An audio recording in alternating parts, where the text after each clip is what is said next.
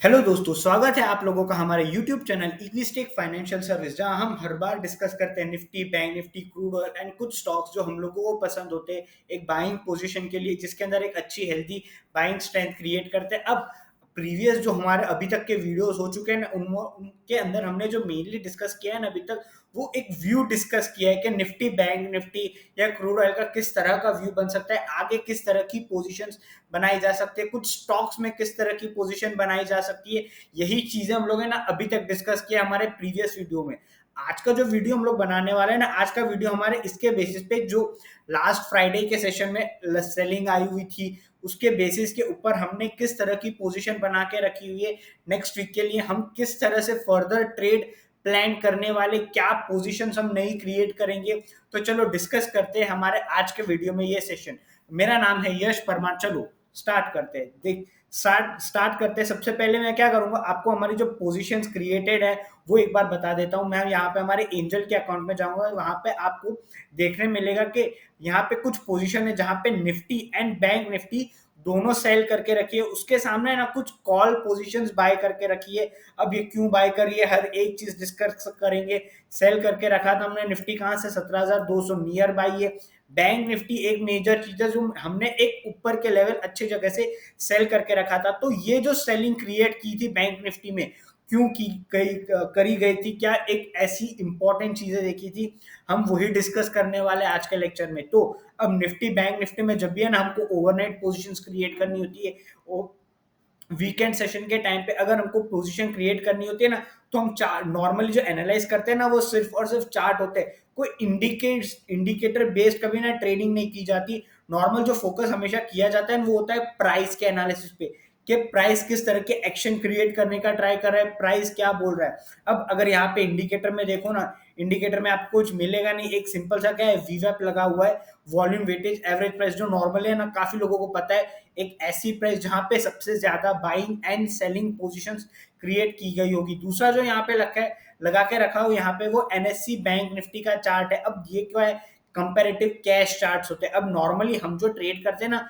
Future का chart analyse करते। क्यों फ्यूचर का चार्ट एनालाइज करते, क्योंकि वहां पे हमको है ना हमेशा दिखता है वॉल्यूम का पार्टिसिपेशन कितना अच्छा, एवरेज के अबाउ या एवरेज के बिलो वॉल्यूम पार्टिसिपेशन आया होता है। उसकी वजह से वॉल्यूम फ्यूचर्स के चार्ट में आपको विजिबल होगा, और उसके साथ जो कंपैरेटिव चार्ट्स हम लोग हमेशा देखते हैं निफ्टी का। अब ये चीज हम क्यों देखते हैं, ये भी मैं आज के लेक्चर में आप लोगों के साथ डिस्कस करूंगा। तो सबसे पहले बात करते हैं निफ्टी की। अब निफ्टी की हम जब एनालाइज कर रहे हैं तो हम हमेशा ट्राई करते हैं कि एक छोटी टाइम फ्रेम, मतलब एक आवरली टाइम फ्रेम एनालाइज करें। अब यहाँ पे मैं करूंगा क्या, आपको एक छोटा सा सपोर्ट एंड रेजिस्टेंस क्रिएट बना के बता दूंगा, ताकि आपको पता चले किस तरह की पोजीशंस क्रिएट की गई थी। तो अब यहाँ पे क्या है, मैंने एक बॉक्स के वे के अंदर यहाँ पे एक पूरी पोजीशन क्रिएट करके रखी हुई है। हमने फर्दर देखा हुआ है प्रीवियस सेशन में 5 अप्रैल से 18,200 से एक सेलिंग प्रेशर आता है, सेलिंग प्रेशर आता है 16,831। एक बाउंस बैक सेशन आता है। बाउंस बैक कहां तक आता है, प्रीवियस सेशन अगर मार्च एंड में आप लोग देखो ना, तो यही एक लेवल थे जहां से एक अच्छी बाइंग क्रिएट की गई थी। तो कल के जो, मतलब प्रीवियस सेशंस के जो रेजिस्टेंस पॉइंट थे ना, वो समवेयर अराउंड यहाँ थे। कहाँ पे, 17,400। पता है 17,400 एक ऐसा लेवल है जो हम लोग स्टार्टिंग से डिस्कस करके जा रहे हैं कि 17,400 के अबाव अगर आपको निफ्टी की क्लोजिंग मिलती है तो 18,000 तक के आसपास के लेवल्स है ना देखने मिल सकती है। 17,400 के बिलो क्लोजिंग मिली तो 16,800 या 16,400 तक के लेवल्स इनिशिएट हो सकते हैं यहाँ पे मार्केट में। तो हमने किया क्या था, एक शॉर्ट पोजीशन क्रिएट की गई थी। अब शॉर्ट पोजीशन क्रिएट है ना, यहाँ पे किसी को करने मिलनी नहीं होगी। क्यों, अगर थर्सडे का सेशन आप लोग एनालाइज करो तो पूरे दिन में बाइंग स्ट्रेंथ मेंटेन रही। एक गैप अप सेशन हुआ, दिन भर बाइंग सेशन मेंटेन रहा, लास्ट लास्ट तक बाइंग आती रही। तो कोई भी ट्रेडर होगा ना, उसने बाई पोजीशन क्रिएट की होगी। तो हमने भी यही एनालाइज किया था ना कि एक बाई पोजीशन यहाँ पे क्रिएट की जाए। यहाँ पे हमारा भी एक छोटा सा बाई पोजीशन क्रिएटेड था, लेकिन जब फ्राइडे का सेशन हुआ, एक अच्छा गैप डाउन सेशन मिला, जहां पे हुआ क्या, खुलते के साथ ही एक स्टॉप लॉस ट्रिगर हुआ हम लोगों का मार्केट में। एंड जो हमारा ट्रेडिंग पोजीशन थी बाइंग की, वो तुरंत हम लोग ने कन्वर्ट करने का ट्राई किया कि इसमें सेल पोजीशन। लेकिन सेल पोजीशन कब क्रिएट करी, जब हमको पता चला कि ये जो रेजिस्टेंस का बॉक्स जोन क्रिएट किया हुआ है ना, 17,300 से लेके 400 का, अगर इसमें रिजेक्शन मिलता है तो अगर आप देखो ना, गैप डाउन सेशन हुआ लेकिन निफ्टी गेन करने का ट्राई कर रहा था। तो गेन करने का ट्राई कर रहा था तो बाइंग पोजीशन क्रिएट होना था, लेकिन बाइंग पोजीशन क्रिएट कब होती, जब ये प्रीवियस लेवल 19 अप्रैल के लेवल देखो, यहीं पे हम लोग ने सबसे ज्यादा टाइम स्पेंड किया था, फिर यहीं से एक अच्छी बाइंग कैंडल आई थी एक्सपायरी के दिन। तो अगर ये सेशन के फ्राइडे के सेशन में ये लेवल्स के अबव हम लोग को क्लोजिंग मिलती ना, तो एक रिस्की बाय पोजीशन क्रिएट करना बन सकता था। क्यों? क्योंकि हमको पता है स्टॉप लॉस यहाँ पे बड़ा नहीं है, लेकिन ये जो यहाँ पे ना वो कभी क्लोजिंग ही नहीं दे पाया। अगर आप अच्छे से देखो वाले टाइम फ्रेम में, तो फ्यूचर चार्ट्स ने कभी क्लोजिंग ही नहीं दी। हमेशा क्या हुआ, हाईज ही क्रिएट हुए, यहाँ पे क्लोजिंग हमेशा यहीं पे मिली। तो ये एक था हमारे लिए कंफर्मेशन का एरिया कि कोई बाइंग प्रेशर क्रिएट नहीं हो रहा। अब यहाँ पे क्या हुआ, ऊपर आने के बाद दो हाई क्रिएट किए एंड नीचे सेलिंग प्रेशर दिखाने का ट्राई किया। तो अब यहाँ के आसपास हम लोग ने वेट किया कि देखते हैं कहाँ पे सेलिंग पोजीशन बना है। जब ये वाली कैंडल का क्लोजिंग हमको मिला ना यहाँ पे, तब एक कंफर्मेशन आने लगा था कि नहीं, मार्केट मंडे के लिए वो सेलिंग प्रेशर के लिए ही रेडी हो रहा है। प्लस यहाँ पे अगर आप देखो तो वॉल्यूम के साथ सेलिंग आई है, मतलब यहाँ पे किसी ने अच्छे खासे तरीके से सेलिंग करी है। क्यों सेलिंग करी है? अब प्रीवियसली जब आप एनालाइज करोगे ना, कुछ लोगों की मानो, अगर मैं प्रीवियस मंथ के पूरा किसी ने एक मंथ तक कैरी फॉरवर्ड करके रखा हुआ है अपनी पोजीशन, तो अगर किसी ने यहाँ पे उसकी बाइंग पोजीशन क्रिएट की होगी मार्च मंथ में, तो उसकी भी लॉन्ग अनवाइंडिंग होना स्टार्ट होगा। मतलब जिसने यहाँ पे बाई किया था, यहाँ तक गया, प्रॉफिट बुक नहीं किया, या तो फिर यहाँ पे 19 अप्रैल को यहाँ पे किसी ने बाई किया, उसने भी प्रॉफिट बुक नहीं किया, उसके प्रीवियस सेम लेवल आ चुके, तो यहाँ पे ना बाइंग नहीं आती, यहाँ पे क्या होता है, लॉन्ग अनवाइंड हो जाते हैं। मतलब सपोज करते हैं कि मैंने 17,200 पे निफ्टी खरीदा था, वो अच्छा खासा गया 17,400, 500, 600, वहां पे क्या हुआ, एक प्रॉफिट बुकिंग का सेशन देखने मिलता है जहां पे निफ्टी ड्रैग डाउन करते करते आ जाता है, मेरी बाइंग प्राइस थी वहां के अराउंड।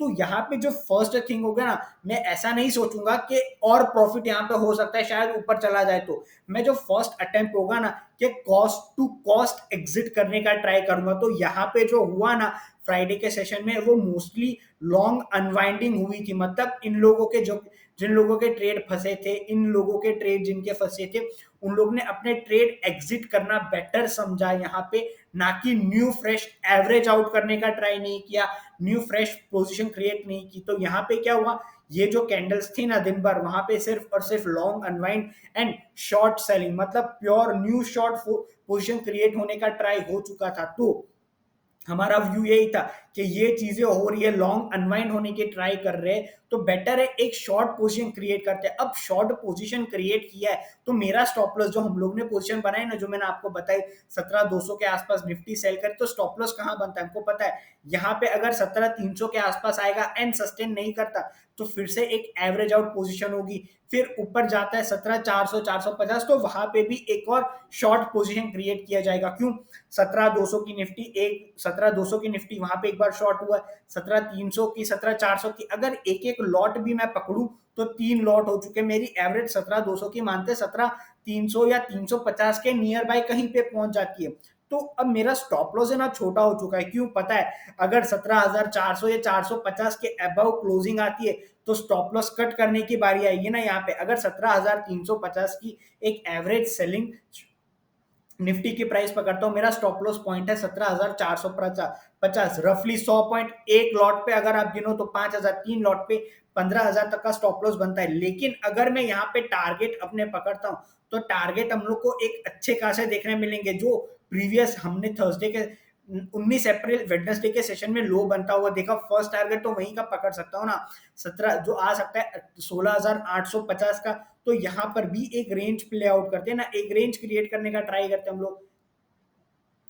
तो कहां तक हम लोग को टारगेट मिलने का ट्राई हो सकता है, अगर हम लोग यहाँ पे एनालाइज करें, तो वो होगा क्या, यहाँ पे 16,900 या 16,800 तक के लेवल्स है ना, एक व्यू के अंदर, वीक के अंदर आने के चांसेस हो सकते हैं। तो स्टॉप लॉस कितना है, 100 पॉइंट का। सामने अगर टारगेट देखूं तो मिनिमम मुझे 400 पॉइंट के आसपास का गेन दिखने का ट्राई हो रहा है। तो इस तरह का व्यू था हमने, जो हमने निफ्टी के अंदर शॉर्ट पोजीशन क्रिएट करी। अब सेम चीज बात करते हैं हम लोग बैंक निफ्टी की, जो पोजीशंस क्रिएट हुई है यहाँ पर।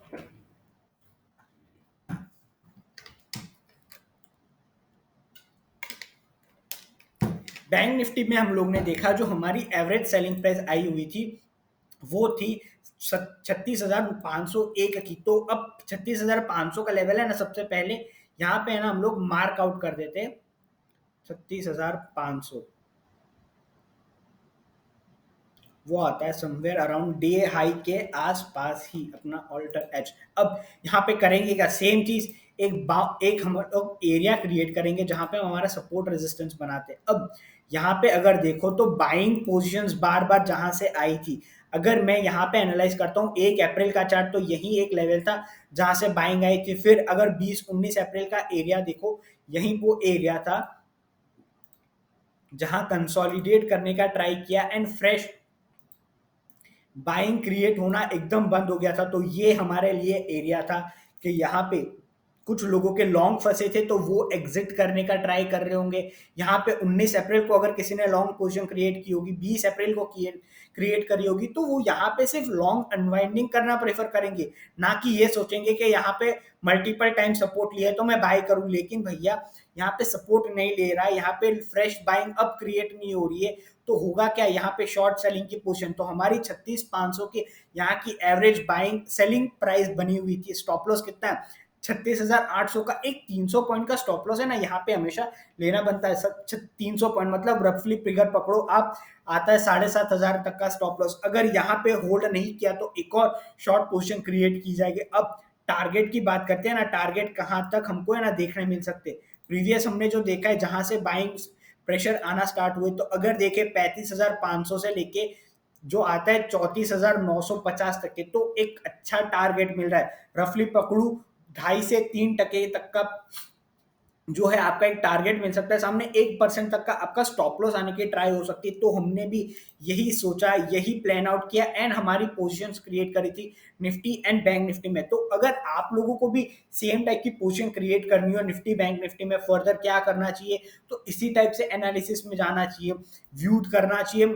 मेन जो फोकस हमेशा होना चाहिए ना, वो होना चाहिए चार्ट पे, प्राइस पे एंड वॉल्यूम पे, कि वॉल्यूम किस तरह से अपना काम कर रहा है, किस तरह से बाइंग एंड सेलिंग प्रेशर आने का ट्राई हो रहा है। हमेशा ये चीज पे प्रेफर करोगे ना, इस पे फोकस करोगे, तो एक ट्रेड है ना एक अच्छा मिलने का हमेशा ट्राई होता रहेगा। एंड दूसरी चीजों में आपको बताऊं, ये जो कॉल हम लोग ने बाय की है, अब ये जो कॉल है ना मेनली एक हेजिंग पोजीशन के लिए बाय की है, कि हमने शॉर्ट पोजीशन क्रिएट करी हुई है। अगर मानो कि गैप अप हो जाता है तो एक स्टॉप लॉस आएगा, लेकिन स्टॉप लॉस कम हो जाएगा। हमेशा जो ओवरनाइट पोजीशंस होती है ना वीकेंड की, एक हेज में ली जाती है कि अगर शॉर्ट किया है बैंक निफ्टी, सामने कॉल बाय होगा, सेम निफ्टी शॉर्ट किए एक कॉल बाय हमेशा ही होगा। क्यों, ओवरनाइट पोजीशंस को कम करने के लिए, रिस्क मिनिमाइज करने के लिए, हमेशा अपने रिस्क को सेफ रखने के लिए पोजीशंस क्रिएट की जाती है।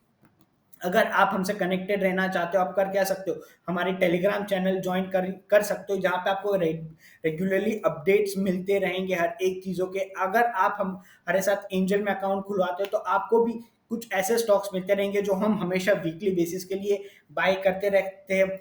तो चलो मिलेंगे हमारे आज के ही वीकली सेशन में, जहां हम डिस्कस करेंगे पूरा वीक का व्यू, जहां पे किस तरह की पोजीशन क्रिएट की जा सकती है।